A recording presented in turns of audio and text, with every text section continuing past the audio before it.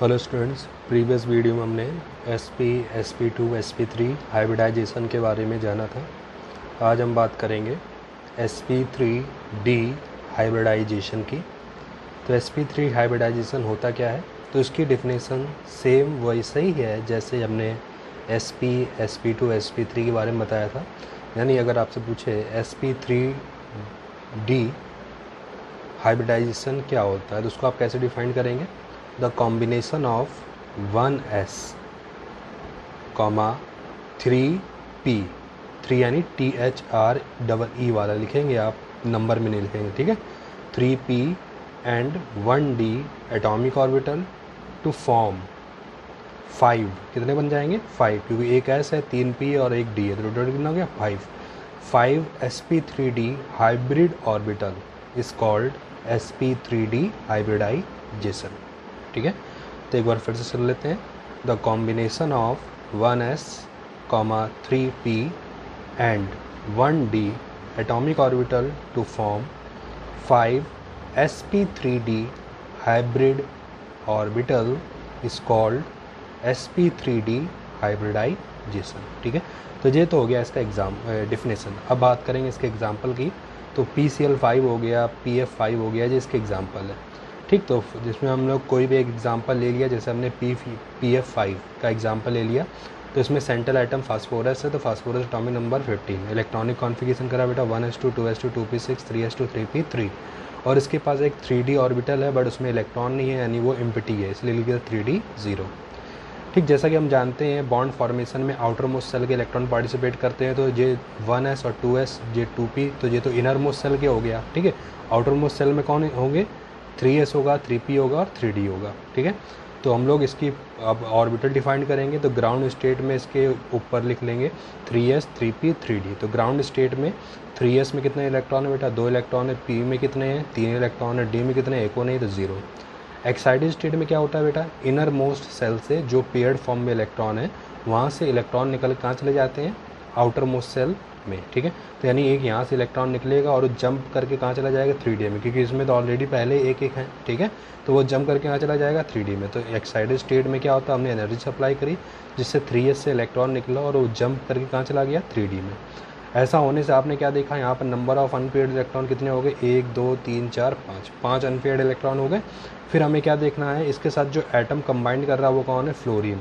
तो फ्लोरीन के पास कितने हैं, 5 फ्लोरीन है, और फ्लोरीन का अगर हम इलेक्ट्रॉनिक कॉन्फ़िगरेशन करें तो आप क्या देखोगे, फ्लोरीन के आउटर मोस्ट सेल में कितने हैं, p में 5 इलेक्ट्रॉन है, यानी p में होने कितने चाहिए थे बेटा, 6 होने चाहिए, तो मतलब इसके पास एक अनपेयर्ड इलेक्ट्रॉन है, ठीक है।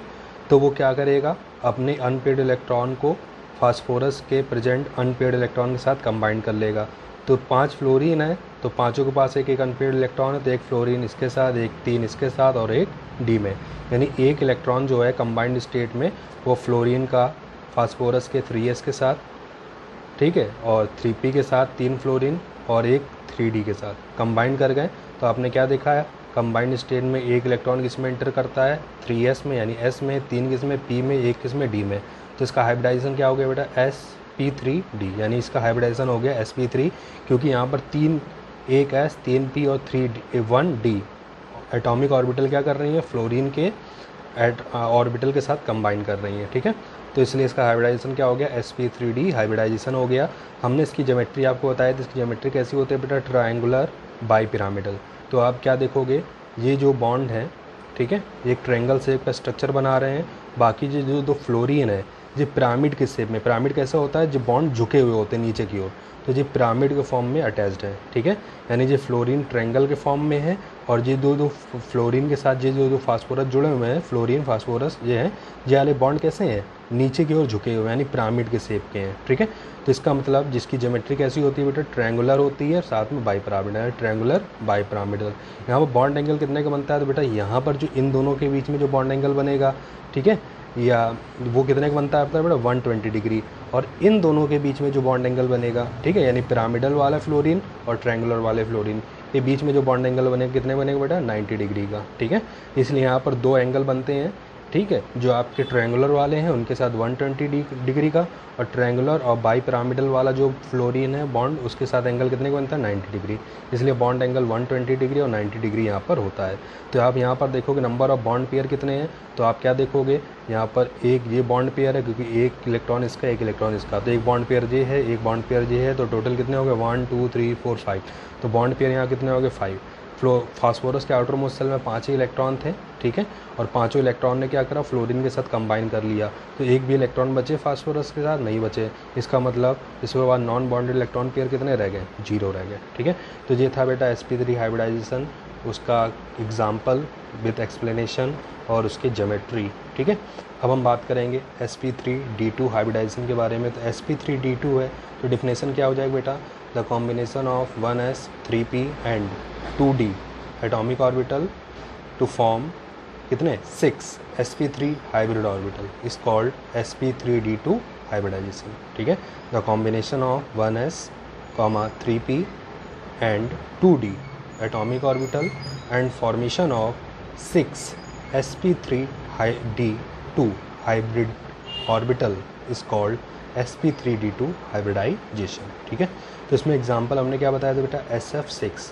तो SF6 में हमने क्या करा, सल्फर का पहले इलेक्ट्रॉनिक कॉन्फ़िगरेशन करा। सल्फर का एटॉमिक नंबर कितना होता है 16, तो हमने इसका 16 का इलेक्ट्रॉनिक कॉन्फ़िगरेशन करा। तो देखो 10 तक के लिए हमने यहाँ पर डायरेक्टली लिख दिया बेटा नियॉन, क्योंकि 10 तक के लिए तो सेम रहेगा, ठीक है। उसके बाद क्या हो जाएगा बेटा 3s2 3p4, और जैसे कि हम जानते हैं इसके पास 3d ऑर्बिटल भी होती है, मगर उसमें इलेक्ट्रॉन नहीं बचे, तो उसमें कितना हो गया 0।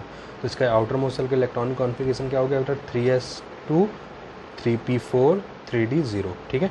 अब हमने इसको क्या करा ऑर्बिटल के फॉर्म में रिप्रेजेंट करा। तो ग्राउंड स्टेट में हमने पहले ऊपर क्या लिख लिया 3s 3p 3d, क्योंकि यही ऑर्बिटल क्या करेंगे बॉन्ड फॉर्मेशन में पार्टिसिपेट करेंगे।